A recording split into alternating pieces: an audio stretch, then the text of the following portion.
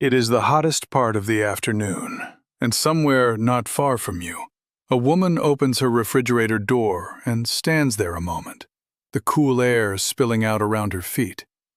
She is looking at a quart of milk that has gone sour 2 days before its time, and a bowl of berries gone soft, and a bit of meat she is no longer sure of. She closes the door, and on the first of the month, when the power bill comes, near a fifth of it will be for that one machine in the corner, the one that ran all day and all night, all summer long, and still let the milk turn. I will tell you something, friend. In my house, there is no such machine. There never has been. And yet this morning, I had cold butter for my bread, sweet milk in my cup, and a crock of berries down cellar that have kept 4 days and are firm as the hour I picked them. Now how can that be? No refrigerator, in the deep of summer, and the food keeps, and the milk does not sour, and I have paid no power company 1 cent to make it so. It is no trick. It is the way every family on this earth kept its food cold for thousands of years before there was a wire run to the wall. 6 old ways the plain folk have used for generations, and most of them you can do this very week in your own kitchen for a few dollars or for nothing at all. Whether you have a cellar or not, whether you live on a farm or in a town, everyone is real. I have used every one with my own hands, and I will tell you plainly which ones do the most work and where each one falls short, because there is no magic in it, only the plain understanding of heat and water and the cool of the earth. So pour yourself something cold. You have got something cold, I hope, and stay with me. We will take them one at a time, and I will not rush. And before we begin, if you are the kind of person who would rather understand the old ways than pay a machine to do badly what the earth will do for free, then this is the place for you. Go on and subscribe and stay a while. There is a great deal of the old knowledge left to share, and I would be glad of your company. One short word, the same as always. Everything I show you today is real, and it is old, and where the men of science have measured it, the numbers agree with what my grandfather knew in his hands. But I will also tell you the truth that the fellow selling you something will not. Not one of these ways is a refrigerator. They will not freeze your meat for a month. What they will do is keep your butter and your milk and your eggs and your garden food cool and good for days instead of hours, the way folk lived well and ate well for all of time before the machine. And I will tell you for each one exactly where it works and where it does not. Because a half-truth that spoils your milk is worth less than a plain truth you can trust. Now, the first one, and it is the foundation of them all. Here is the truth that everything else today is built upon. Go down into any cellar, any basement, on the hottest day of the year, and you will feel it the moment your foot leaves the last stair. The air turns cool. Not cold like ice, but cool and steady, and the same cool it was in April and will be in October. That is the earth doing it. Dig down a few feet, and the ground does not care what the sun is doing up above. While the air above bakes at 90 degrees, the earth a few feet down sits at 50, 55, all summer long, without changing, without a machine, without a cent. The old folk understood this in their bones, and they built their whole way of keeping food around it. The plain folk call it the cellar, or the cold cellar, and most every Amish home has one well stocked. Shelves of canned goods, crocks of butter, baskets of root vegetables, jugs of milk, all sitting in that steady earth cool, keeping for days and weeks what would spoil in hours up in the kitchen heat. Now, here is the part for you, friend, and listen close, because most folks think this one is not for them. You do not need to be Amish, and you do not need to dig a cellar to use the cool of the earth. You need only to find where it already lives in your own house. Most every house built before the war has a basement, and the far corner of it, away from the furnace, is cooler than any other room you own. Have you got a basement and never thought to keep food there? Go down and feel it. The northeast corner especially, the side the sun never warms, That is your cold cellar, already built, already free. No basement? Then the coolest spot you own is still cooler than your counter. The back of a closet against an outside north wall, a spare room you keep shut and shaded, a cupboard on the cold side of the house. The plain folk had a name for it, the cold pantry, and it was nothing but a closet on the shaded north wall, with a little window cracked to let the night cool in and shut by day to keep the heat out. My own great-grandmother kept her butter and her milk in such a pantry, and she had no cellar at all. And one plain trick to make any cool space cooler: wrap the food. The old folk wrapped their cellar food in newspaper, in straw, in a thick cloth, and packed it tight in a wooden crate. The wrapping holds the cool against the food and keeps the warm air off it, the same as a blanket holds your warmth against you on a cold night. A wrapped jar in a cool corner will outlast a bare one by days. So that is the first method, and it is the ground all the others stand on. Find the cool the earth has already given you, the cellar, the basement corner, the shaded north closet, and put your food there instead of on a hot counter. It costs you nothing but the walking to find it. Now let me show you a small thing that does one job perfectly, and the plain folk have used it for 200 years. It is for butter, and once you see it, you will wonder why you ever kept your butter cold and hard in the first place. Here is the trouble with butter. Keep it on the counter in summer, and in a day or two it turns. It goes soft and yellow at the edges and tastes off, because the air gets at it and spoils the fat. But keep it hard in the cold and you cannot spread it. It tears your bread. The old folks solved both troubles with one clever little crock, and it uses no cold at all. It is called a butter crock, or a butter bell, and it works on a simple idea. You seal the butter away from the air with water. Here is how. You have a little cup, and you pack your soft butter up into it, pressed in tight. And you have a second, wider crock, with an inch of cool water in the bottom. You turn the butter cup upside down into the water, so the butter hangs down, and the rim of the cup sits below the water line. And there it is. The water makes a seal all around the butter, and no air can reach it.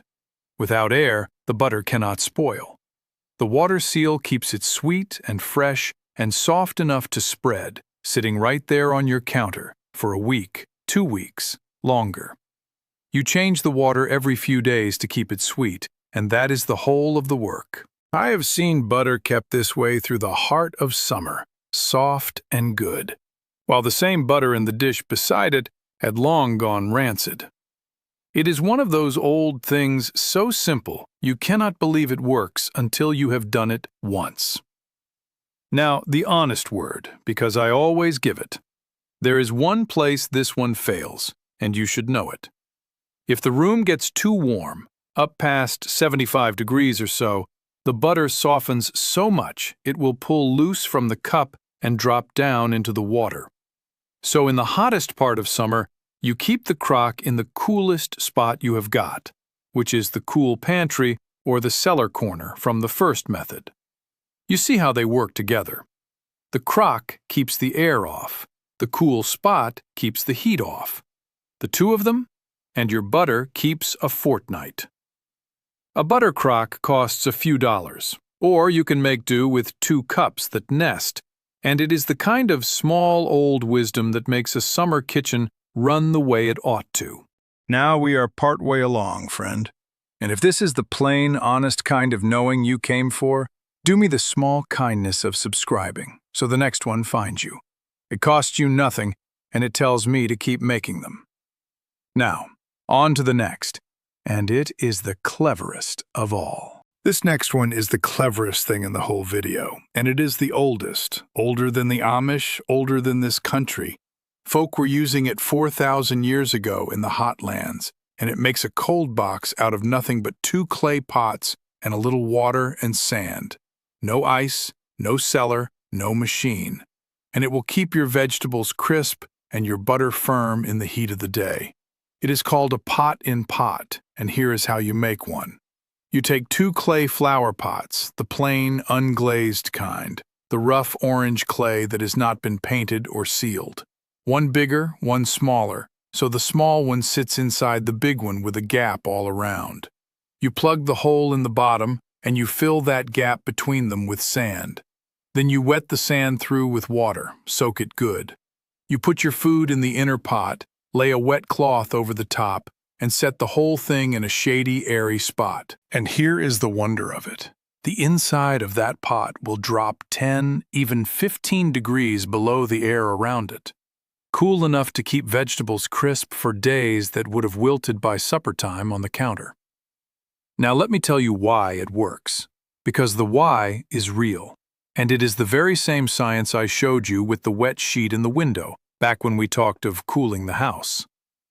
The water in the sand soaks slowly out through the rough clay of the outer pot, and when it reaches the air and dries away, when it turns from wet into vapor, it has to pull heat to do it. It cannot turn to vapor without heat. So it steals that heat from the inner pot and from the food inside and carries it off into the air. Drying water pulls heat. It is the same reason you feel a chill stepping wet from the bath. The same reason sweat cools you.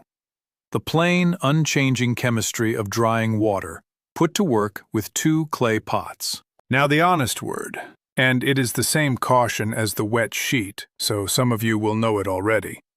This one lives or dies by dry air. On a hot, dry day, it works a wonder. The water flies off into the thirsty air and pulls the heat with it. But on a heavy, wet, muggy August evening, when the air is already full of water and can hold no more, the water cannot dry off the pot, and the cooling all but stops. So this is a method for your dry spells, the same as the wet sheet was. Where the summers are dry, it is a marvel you can lean on. Where they are wet and close, keep it for the dry days and lean on the cellar for the rest. I will not tell you it works everywhere, because it does not, and you would find me out the first muggy week.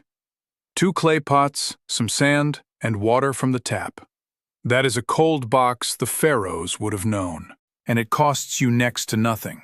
If the pot in pot is the cleverest, this next one is the simplest thing in the whole video. So simple, you will laugh. And it runs on that very same truth of drying water. It is just a wet cloth, and it will cool a bottle of milk, or a bit of butter, or a few vegetables with nothing more. Here is the whole of it. You wet a clean cloth, a dish towel, a bit of cotton in cold water, and you wring it out so it is good and damp but not dripping. You wrap it round the thing you want to keep cool, the milk jug, the butter dish, the bottle of cream, and you set it in an airy spot where the breeze can reach it, a windowsill with the window cracked, a shaded porch with the air moving, a spot in front of an open window. And as that water dries out of the cloth into the moving air, it pulls the heat out of whatever is wrapped inside. The same drying water chill as the pot, as the sheet, as the sweat on your brow. Keep the cloth damp, wet it again when it dries, and it will hold your milk cool for hours longer than the bare counter would. The old farm folk did a tidier version of this for their whole larder. They would take a shelf or a screened cupboard, set a pan of water on the top, and hang cloth, burlap, old sheeting down all its sides with the bottom edges sitting in the water. The cloth drank the water up and stayed damp all over, top to bottom, and the whole cupboard became a cool box, the breeze drying the cloth and chilling everything within. A poor man's refrigerator, and it cost him a pan of water and some old cloth. The honest word here is the same as the pot, for it is the same science. It wants dry, moving air. In a dead still, muggy room it does little. By an open window with a breeze on a dry day, it does a great deal. Keep that in mind and put it where the air moves, and it will serve you well for the price of a wet rag. This next one is the way the plain folk kept their milk and butter cold before there was anything else. And where a man has it, it is the best cooling of all, better than any pot or cloth. It is cold, running water. You have heard me speak of the spring house, the little stone building the Amish set over a cold spring or a running creek, with the water flowing through a stone trough in the floor. They stand their cans of milk and crocks of butter right down in that cold, flowing water, and it keeps them cold as any icebox, all day, all summer, for nothing at all. The water comes up out of the ground cold, 50 degrees near enough, and flowing water never warms the way still water does, because it is always moving on and bringing fresh cold behind it. Now I know, most of you have not got a spring running through your yard, but hear the idea inside it, because the idea travels even where the spring does not. Cold water, kept moving or kept changed, will hold your food cold. And there is more cold water near most folks than they think.